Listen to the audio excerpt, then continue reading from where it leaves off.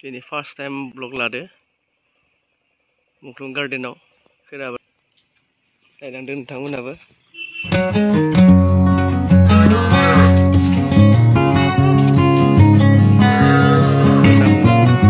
नाथाय दाउला पार्क नङा मुख्लं गार्डेन।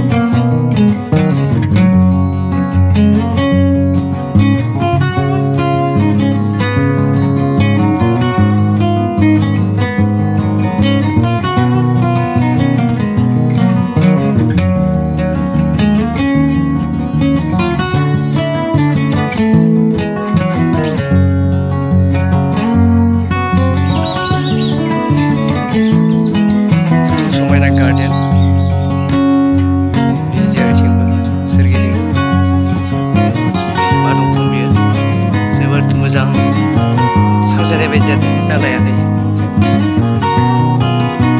बानायनाय बायदिसो बेयो मोनसे हाखर।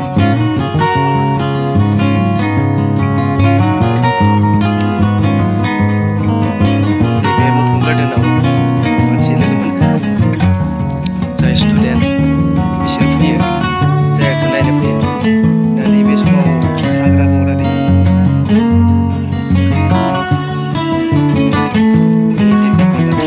नैबे आलायनाय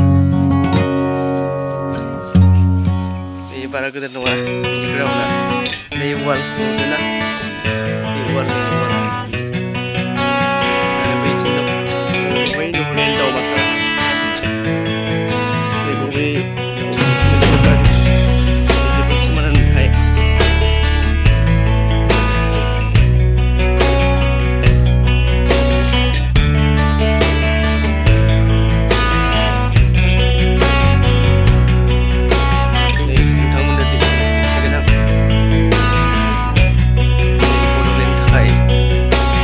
जाय बिथांमोना मुख्लं जालांदों जिउ गारदों हारिनि थाखाय जिउ बाउसोमदों बिथांमोननि मुंफोरखौ बेहाय फारि फारि लिरनाय दङ लिरनानै दोनदों।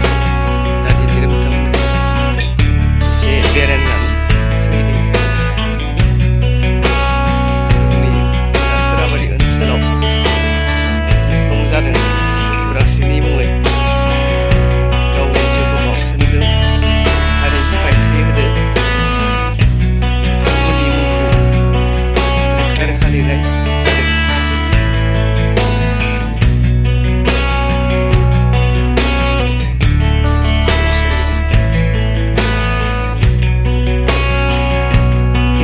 नायदों गोबां साननि उनाव फैदों बेयाव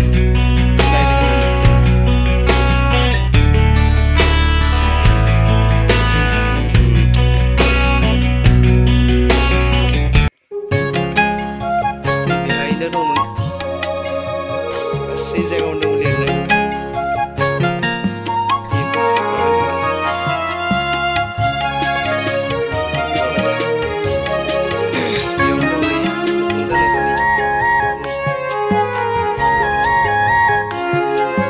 जोहोलाव नोंसोर मुंख्लं जानांबाय जोहोलावजोफोर जिउ खोमानांबाय जिउ खोमानांबाय मा मिजिं दंमोन मा गैयामोन बे समाव मुंख्लं जादोंमोन बिथांमोना मा मिजिं दंमोन मा गैयामोन नोंसिनि सायाव बिमा बिफा आरो बिसि फिसाफोरहा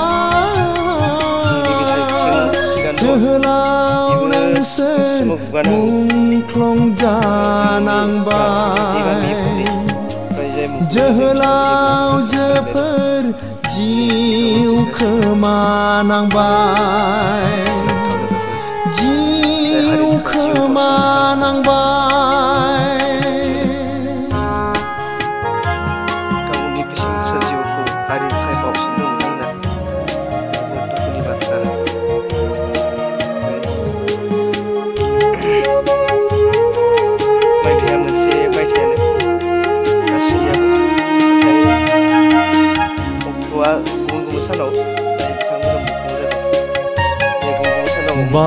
बावाखै नों सोरखौ सिबिनो आगष्टनि 15 तारिखै हादर अनफावरि मुंख्लंफोर बावाखै नों सोरखौ सिबिनो हादर अनफावरि मुंख्लंफोर बावाखै नों सोरखौ सिबिनो हादर अनफावरि मुंख्लंफोर नेवसियाखै नों सोरखौ दाबो जों नोंसिनि मुङाव आलारि बाथि सावनो जोहोलाव नोंसोर मुंख्लं जानांबाय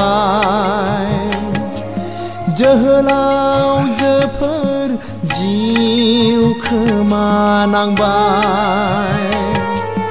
जिउ खोमानांबाय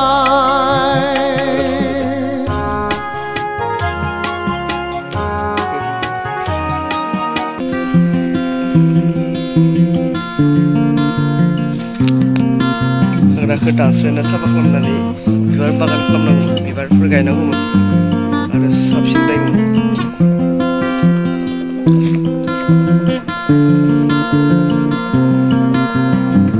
नैबे हाग्रायासो बांसिन दङ साखोन सिखोन खालामनायनि गोनांथि दङ जुदि साबना हामनायै लाखिनो गोनांब्ला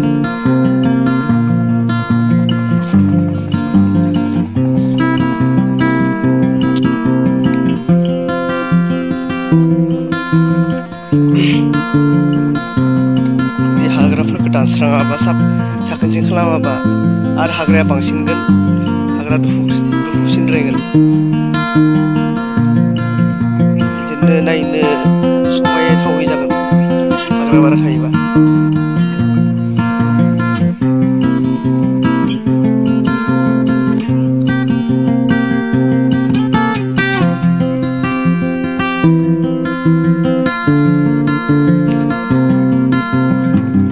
बैसागो समाव खेबसे फैदोंमोन आं बे जायगायाव